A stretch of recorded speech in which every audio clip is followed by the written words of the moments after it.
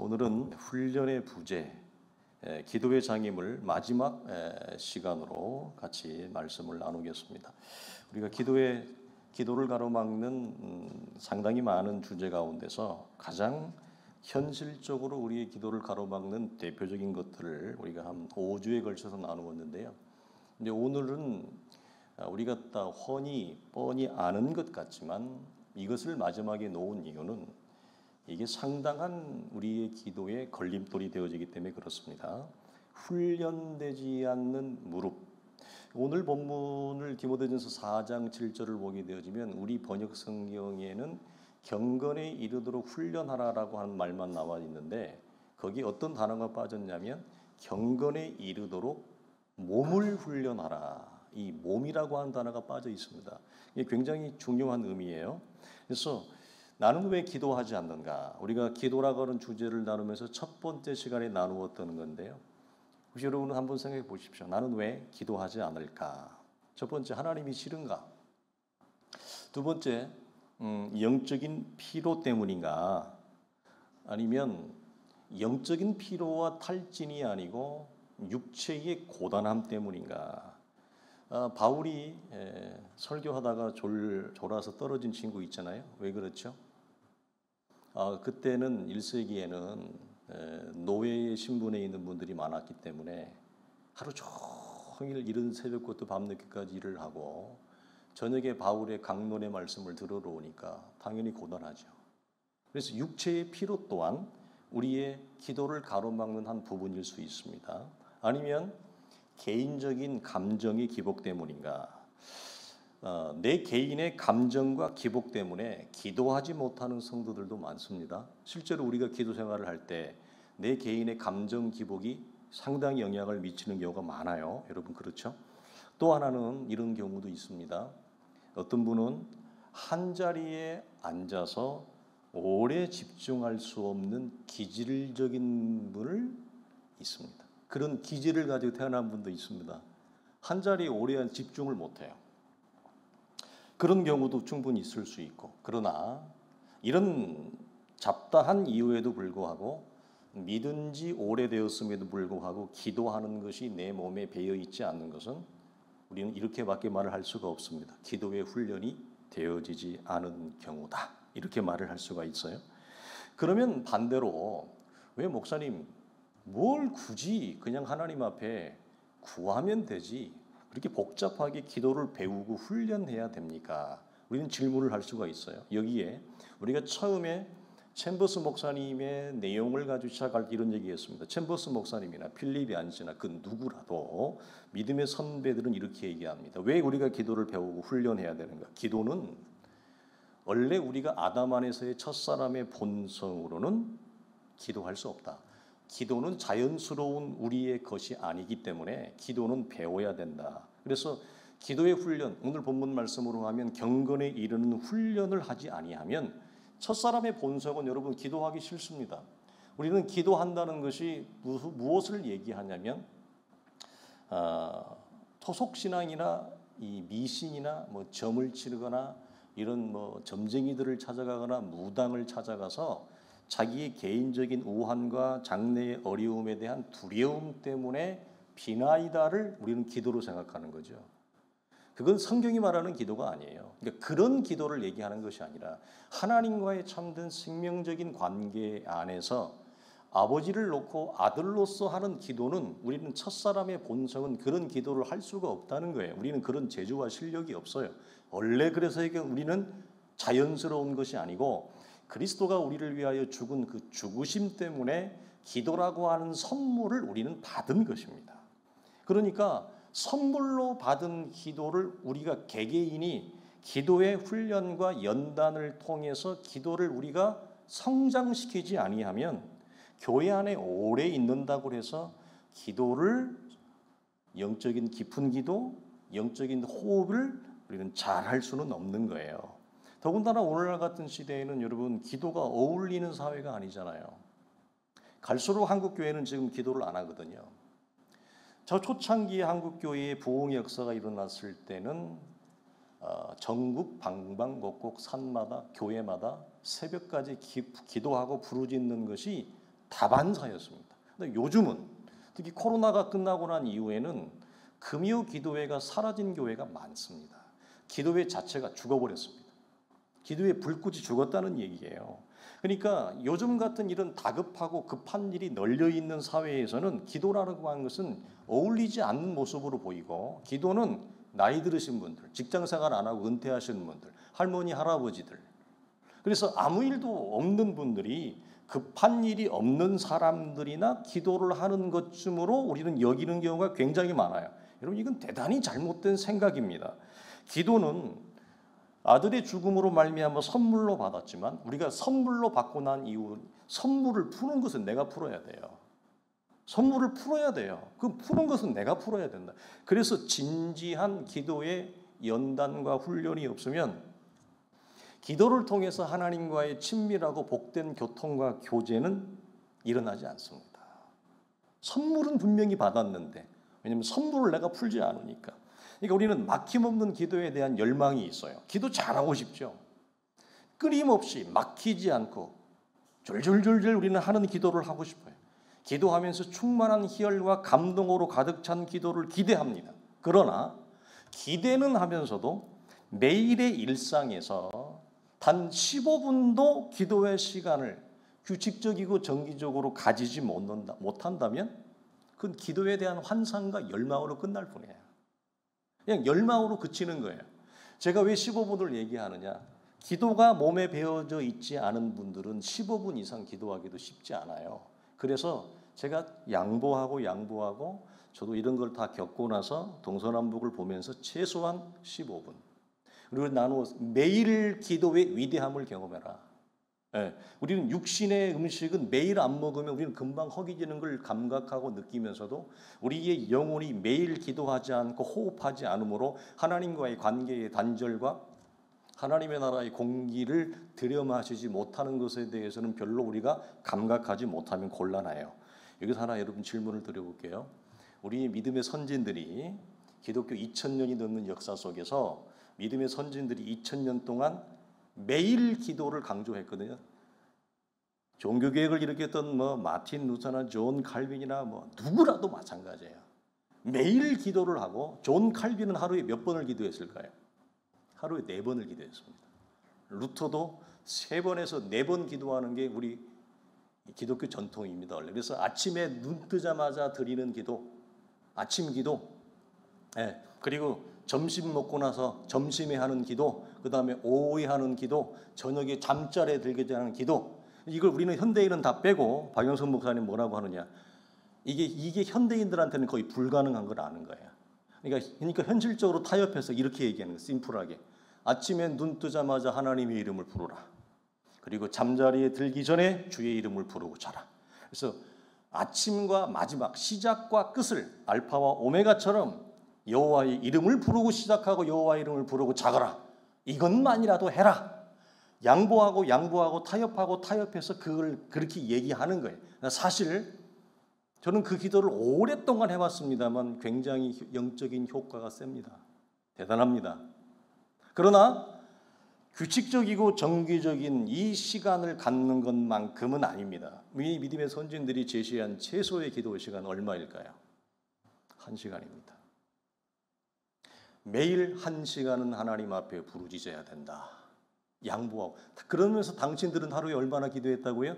3번, 4번을 기도했습니다. 그러나 성도들에게는 양보해서 어떻게 했다고요? 최소한 1시간은 기도해야 합니다. 이렇게 안내를 한 거예요. 그러니까 우리는 형식에 얽매이지 않는 기도, 자유롭게 소통하는 기도, 의식하지 않으면서 영혼의 호흡이 물줄기처럼 흘러나오는 기도의 자리에 이르고 싶은 열망이 있습니다. 누구나 다 그렇습니다. 내가 기도할 때 성령의 강한 역사와 임재와 감동이 있고, 기도에 동참하는 자들이 영혼의 심령이 열리고 영혼이 열리고 마음이 열리고, 이런 은혜를 우리는 경험하기를 원해요. 그렇다면 매일 기도하십시오. 30분이면 30분, 1시간이면 1시간. 기도하는 정기적인 훈련이 절대적으로 필요하다. 그래서 오늘 본문에도 경건에 이르도록 몸을 훈련하라. 그러면 몸을 훈련한다는 것을 기도라고 한 이 주제와 연결하면 어떻게 됩니까? 무릎 꿇는 훈련을 하라는 거예요. 무릎 꿇는 훈련을. 근데 왜 여기서 여러분 사도 바울이 몸이라고 하는 단어를 넣었을까요? 몸이 기도로 연단되어지고 훈련되어지고 익숙해지고 배어나지 아니하면 우리의 영혼의 자유로운 기도는 일어나지 않습니다. 우리의 육체와 영은 여러분 하나로 이렇게 연결되어져 있어요. 우리가 이걸 여러분 너무 절실하게 경험하지 않습니까? 특히 나이가 들어갈수록 우리의 영과 육체가 서로 긴밀한 영향을 주고받는 관계이다. 영 따로 육체 따로 존재할 수 없다. 나라고 하는 인간의 존재는 그러므로 우리의 육체를 하나님 앞에 굴복시키는 이 기도의 훈련을 하지 않는데 기도를 잘하고 싶거나 깊은 기도를 하거나 성령의 역사와 임재가 있는 기도를 하고자 하는 열망만 가지고 있으면 그건 열망으로 끝난다는 얘기예요. 그러므로 몸의 훈련 없이는 영혼의 자유로운 기도는 이루어지지 않는다. 제가 우리 성도들에게 작년부터 그랬죠. 우리 히브리서 우리 수요일 날 나눌 때 히브리서 중반쯤 나누면서 제가 개인적으로 크게 경험하고 체험한 거를 우리 성도들한테 많이 강조하는 것이 이거였습니다. 묵상의 시선이 열어져야 된다. 이걸 굉장히 제가 반복적으로 많이 강조했는데요. 여러분 묵상이라는 말을 여러분 어떤 뜻인지 알잖아요. 근데 여러분 묵상이 원래 어떤 단어가 있냐면 리허설이 있잖아요. 방송국에 가면 그 쇼를 하기 전에 리허설을 다 하잖아요. 리허설이 더 힘들다면서요. 본 메인 방송보다. 여러분 이제 제가 옆에 가서 운동을 하는데요. 운동을 잘하는지 못하는지 뭘 보면 아는지 아세요? 우리 낙종 집사님 운동 선수 출신이니까 메인 운동을 하기 전에 아는 게 아니에요. 제가 이제 거의 헬스를 한 10년쯤 이제 했잖아요. 딱 가서 이 사람은 운동에 구력이 있다 없다를 뭘로 하냐면 스트레칭을 하는지 안 하는지, 준비를 하는지 안 하는지, 몸을 푸는지 안 푸는지를 보면 합니다. 그래서 운동을 오래 한 사람들은 몸 푸는데 굉장히 많이 리허설 하는데 준비를 많이 해요. 묵상이라는 단어가 리허설을 한다는 단어에서부터 나와요. 리허설은 뭐예요? 반복적으로 하는 거죠. 준비하는 거죠. 그러니까 묵상의 시선이 열어지고 싶으면 경건에 이르는 연습, 몸의 훈련을 연습한다. 즉 지난주에 나누었듯이 진리의 말씀에 대한 지속적이고 반복적인 두드림, 기도를 통하여 무릎을 통하여 하나님 앞에 두드림, 둘 다 두드림이에요. 그래서 구하고 찾고 두드리라. 반복적이잖아요. 이것을 내 삶에서 여러분 하나님 앞에 하지 아니하면 그냥 묵상의 시선은 아름다운 그냥 표현과 언어에 지칠 뿐이에요. 결코 나는 내가 예수 그리스도를 믿어가는 믿음의 여정에서 묵상의 시선은 열어지지 않습니다. 무엇이 리허설을 하지 아니하면 말씀에 대한 두드림, 기도에 대한 두드림. 그래서 지난주에 뭐라고 그랬죠? 목사도 설교만 하는 목사는 이 시선이 열어지지 않아요. 성도들도 말씀만 듣고만 가. 듣기만 하는 성도, 그걸로 배부르고 만족하고 아니하고 가는 성도들은 죄송한 얘기지만 이 묵상의 시선이 열어지지 않습니다. 기도도 내가 무릎을 꿇는 규칙적. 그래서 제가 양보하고 현대사회의 복잡하고 우리 성도들의 육체의 고단함. 우리나라 OECD에도 제일 우리 성도들이 제일 우리나라가 일 많이 하잖아요. 노동시간 많고. 그래서 매일 기도 못한다면 최소한 일주일에 2번 진짜 양보해서 정말 양보해서 고단하고 우리의 지쳐있는 삶에 우리가 루틴을 보면 최소한 주 초에 1번 그리고 주일이 가까워 주 후반에 1번. 그래서 목사님 저는 기도가 안 돼. 그럼 어떻게 하라 그랬죠? 기도하지 말고 그냥 나와서 그 15분 동안 뭐 하라고요? 유튜브로 찬양 틀어놓고 찬양을 계속 하세요. 찬양을 말씀 읽고 찬양을 계속 하세요. 저도 어제 저녁에 여기서 꽤나 기도를 했는데 기도가 안 될 때는 저는 어떻게 하느냐? 기도한다는 마음으로 오는 것이 아니라 하나님 앞에 우리의 믿음의 선배들은 네 얼굴을 내밀어라. 하나님의 얼굴을 보좌 앞에 네 얼굴을 내밀어라. 그래서 15분, 20분이고 그냥 찬양만 하는 거예요. 찬양의 여러분 위력은 대단합니다. 기도하기 싫은 마음, 내 안에 메마르고 건조한 마음, 찬양이 그 사막에 물이 스며들듯이 내 영혼에 여러분 숨을 일으켜서 찬양 여러분 15분, 20분 여러분 혼자 하게 해보세요.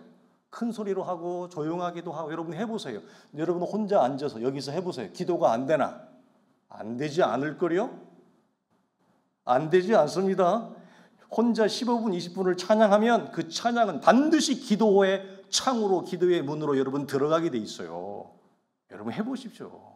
그러니까 양보해서 최소한 일주일에 2번만이라도 하나님 앞에 규칙적이고 정기적인 기도의 경건, 기도의 골방, 믿음의 진지를 꼭 구축해라. 이것이 확장되면 어떻게 돼요? 여러분이 여러분 자녀들과 더불어서 집에서 가정예배 드리시라고요. 집에서 찬양하고 집에서 말씀 아빠가 읽고 아이들에게 말씀 전달해주고 얼마나 여러분 아름다워요. 좋은 거죠. 그래서 묵상에 있어서는 반드시 이런 반복적인 리허설, 훈련의 시간이 쌓임을 통해서 하나님 우리에게 준다. 기도는 선물로 주어졌지만 우리가 의지적인 내 삶의 훈련을 통하지 않고는 나의 것이 안 됩니다. 그냥 저 사람의 것만 됩니다. 저 사람 참 기도 잘하대. 참 기도하면 은혜가 있어. 그냥 그 사람 거예요. 내 건 아니에요. 그러면 기도의 시간을 통해 우리가 왜 변화되어집니까? 여러분 왜 변화되어질까요? 기도하는 성도와 기도하지 않는 성도의 어떤 차이 때문에 그럴까요? 왜 기도하는 성도는 변화될까요? 그 기도하는 시간은 뭐죠? 하나님을 만나는 시간이잖아요. 하나님을 대면하는 시간이죠. 특별히 누가? 성령이 나를 새롭게 만들고 성령이 나를 새롭게 창조할 수 있는 그 창조의 기회가 훨씬 많잖아요. 근데 우리는 갖가지 이유와 내 삶에 기도할 수 없는 변명거리들을 내어놓고 기도하지 아니하면 성령과 1대1로 독대하면서 나를 새롭게 하고 나를 새롭게 창조하는 그 창조의 기회가 창이 닫혀지잖아요. 접촉점 자체가 사라진다고요. 여러분 그럴 수밖에 없죠. 그래서 챔버스 목사님은 예수 믿어도 별거 없더라. 뭐 변화되는 거 아무것도 없더라. 나아지는 거 없더라. 그래서 이렇게 내 삶의 거룩한 변화와 영적인 성장을 뿌리 깊게 의심하는 사람들은 반드시 오늘 본문 말씀처럼 기도에 이르기를 훈련하고 데살로니가 교회에서 바울이 얘기했던 오직 쉬지 말고 기도하라. 기도할 때 이 뿌리 깊은 의심이 제거되어질 수 있다고 얘기를 하는 거예요. 그러니까 거룩하고 영적인 삶을 살게 하는 능력은 말씀과 기도를 통해 하나님으로부터 오는 여러분 축복이자 선물이에요. 그러니까 데살로니가서 5장 23절 이렇게 얘기해요. 평강의 하나님이 친히 너희를 온전하게 하시고 거룩하게 하시리라. 근데 이 말씀 앞에 뭐가 있느냐? 쉬지 말고 기도하라. 범사에 감사하라. 이런 그리스도 예수 안에서 너희를 향하신 하나님의 뜻이니라. 이걸 펑 선포하고 마지막 결론이 뭐예요? 그 평강이 하나님이 너를 친히 거룩하게 하고 온전하게 하실 것이다. 기도 안에서 성령이 나를 새롭게 한다는 거예요. 그래서 짧지만 규칙적으로 기도해라. 그러니까 매일 기도를 통해 이런 여러분 정기적인 하나님을 만나는 기도의 시간을 갖는 성도와 그렇지 않은 성도는 분명한 차이가 있어요. 뭐가 있을까요? 말씀을 들으면 알겠어요. 끄덕끄덕 끄덕끄덕 머리로는 다 알겠어요. 근데 돌아가면 현실로 돌아가면 살아내는 능력이 없습니다. 성령 충만은 뭐냐? 거칠 내 삶의 광야 같은 삶을 꿋꿋하게 묵묵하게 살아가게 하는, 살아내게 하는 게 성령 충만이에요. 방언 기도만 하는 게 성령 충만이 아니라 진짜 성령 충만은 마음에 안 드는 정말 도망가고 싶은 내 삶의 현실을 묵묵히 살아내게 하는 것이 성령 충만이란 말이에요. 근데 기도하는 성도와 기도하는 성도의 차이는 뭐냐? 들으면 머리로는 다 알겠는데 무엇이 협조를 안 한다? 몸은 여기서 말하는 내 발이 내 삶을 살게 하지 못합니다. 내 입만 열면 불평과 원망과 짜증과 분노가 나옵니다. 하나님을 찬양하는 언어가 안 나와요. 그러니까 머리는 알겠는데 몸이 전혀 따로 노는 거예요. 이게 어디에서 오느냐? 정규적으로 기도하는 성도와 기도하지 않는 성도가 현실에서 경험하는, 여러분, 안타깝지만 현실이에요. 우리가 처음 시작할 때 이런 거 했어요. 기도가 말씀만 기도가 아니라, 말씀은 하나님을 알게 하는 능력이라면 기도는 어떤 거라고 그랬어요? 깨달은 말씀을 살아내게 하는 능력을 가지고 있다. 그러니까 말씀도 말씀이고 기도도 말씀이에요. 그래서 바울이 우리의 거룩과 영적인 변화와 성숙은 하나님의 말씀과 기도로 되느니라, 이 얘기를 하는 이유가, 말씀을 통해서 하나님을 알았는데 그걸 살게 하는 능력은 뭐예요?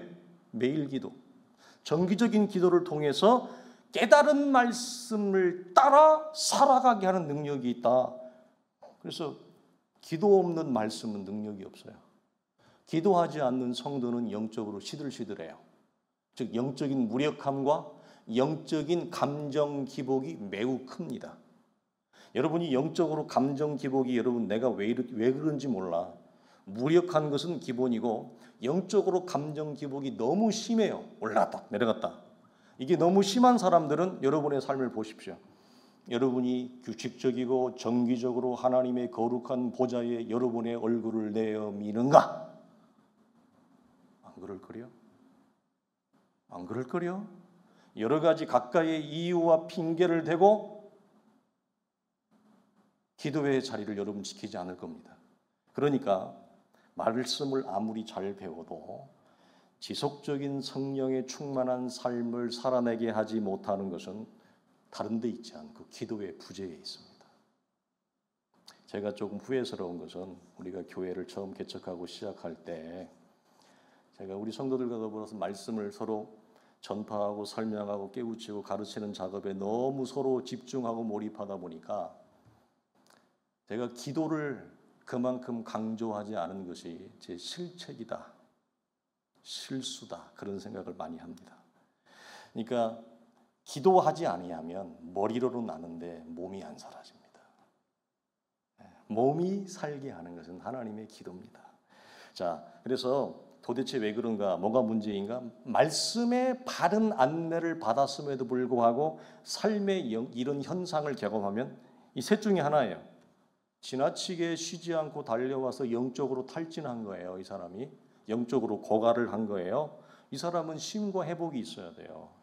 엘리야처럼 쉼과 회복이 있어야 돼요. 두 번째, 해석되지 않는 지나친 인생의 고난과 폭풍 가운데 있든지 해석이 안 되는 거예요. 내가 왜 이렇게 힘들고 어려운 일을 반복적으로 겪고 있는지, 도대체 내가 무엇이 잘못되어졌고 어디에서부터 어긋났을까?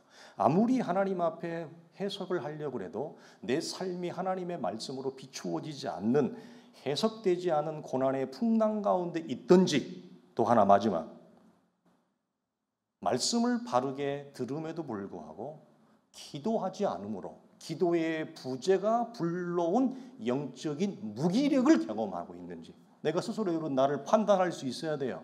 다른 사람을 판단하려고 하지 말고 성경은 내가 나를 판단하라고 그래요. 우리는 다른 사람을 판단하지 말고 내가 어떤 영적인 상태에 있는 이 무기력이 쉬지 않고 달려온 영적인 탈진과 고갈인지, 아니면 도대체 내 삶은 왜 풀리지 않는 거야? 도대체 뭐가 문제인 거야? 이렇게 열심히 살고 하나님 앞에 기도하고 매어달림에도 불구하고 왜 내 삶은 풀리지 않아? 자기가 겪는 고난이 해석이 안 되든지. 그러나 이것은 우리가 지난주에 나누었던 성령의 부재에서 이 부분을 다루었습니다. 하나님은 이런 상태에 있는 성도라면 반드시 어두움을 지나가게 하십니다. 밤이 빛이 되게 하시고 낯이 되는 역사가 반드시 있어요. 이걸 통과하게 돼 있어요. 하나님은 살아계시기 때문에. 그러나 이것도 저것도 아니다. 그러면 자기를 잘 보세요. 자기 삶에 무엇이 하나님 앞에 지금 부재한지. 대부분의 성도들이 기도하지 않습니다. 기도하지 않습니다. 이것은 우리의 삶을 무기력하게 만든다는 거예요. 그래서 기도의 부재가 우리 안에 뭘 영적으로 불안한 거, 교회에 와도 불안해, 밖에 나가도 더 불안해, 무기력해. 불안함은 무엇을 불러온다고 그랬어요? 인생에 대한, 장래에 대한 염려와 두려움으로 나타나요. 불안은 염려와 두려움을 내 삶에 끊임없이 만들어냅니다. 그러니까 영적으로 자불완석이죠. 교회에 와도 아무런 기쁨과 감격도 없어요. 즐거움도 없어요. 예배나 이런 것들이 다 형식적으로 되어지고 거의 건조하고 간조한 사막같이 되어져서 그냥 형식적으로 교회를 왔다 가는 수준에 머물게 되어지고, 언제 내가 하나님을 기뻐하고 즐거워했고 사모했던가, 그런 사모함이 까마득한 거예요. 이런 상태에 이르는 것은 무엇이 대부분 가져온다? 말씀을 건강하게 선포하는 교회임에도 불구하고 내 자신이 기도에 무릎을 꿇지 않는 경우가 여러분 대부분입니다. 그러니까 이 사람은 지금 무엇을 경험하고 있는 거예요? 기도에 단절이 가져온 하나님의 사람의 선물을 이 사람들은 다 발로 차고 있는 거죠. 선물을 내가 발로 찬 거예요. 그거 뜯어봐야 되는데 그거 안 뜯으니까 불안하고 무기력하고 염려하고 두렵고, 기쁨과 감격은 사라지고 사모함도 사라지고 하나님에 대한 즐거움과, 시편에 여러분 수없이 반복적으로 나오는 말씀이 뭔지 아세요? 여호와를 기뻐하는 것이 나의 힘이요, 여호와를 기뻐하는 것이 나의 힘이요, 주 여호와는 나의 힘이요 나의 구원의 반석이요 산성이라. 여호와를 즐거워함이, 하나님을 즐거워함과 기뻐함이 내 삶의 성령 충만의 근거라고 얘기하는데, 근데 기도하지 않으면 이것이 안 와요. 말씀을 들으면 꼬닥꼬닥 한다니까, 그렇지 맞는 말이야 오케이. 그런데 그걸로 끝이라고요. 이어지지 않습니다. 기도의 부재입니다. 성도는 반드시 말씀과 기도라고 하는 하늘의 양식을 통해서만 영적인 배부름과 영적인 만족과 성장을 경험하게 되어져 있어요. 하나님이 그렇게 창조하시고 만드셨어요. 그러니까 왜 기도하지 않는 성도는 힘이 없는가? 바로 이것 때문에 그래요. 그러니까 말씀을 들어도 영혼에 활력이 없죠. 그래서 우리가 이 말씀으로 왜 말씀과 기도로 너희가 거룩하여 지느니라, 이 아주 한 번 들으면 외울 것 같은 말씀을 사도가 하는지, 자 데살로니가전서 5장 말씀 읽어드리면서 마치겠습니다. 쉬지 말고 기도하라, 범사에 감사하라. 이것이 그리스도 예수 안에서 너희를 향하신 하나님의 뜻이니라. 우리 사랑하는 성도들이 기도의 훈련을 통해서 매일 기도하면 좋습니다. 안 그러면 일주일에 2번만이라도 꼭 기도하는 자리를 지켜서 우리가 당면한 현실을 넘어갈 수 있기를 주님의 이름으로 축원합니다.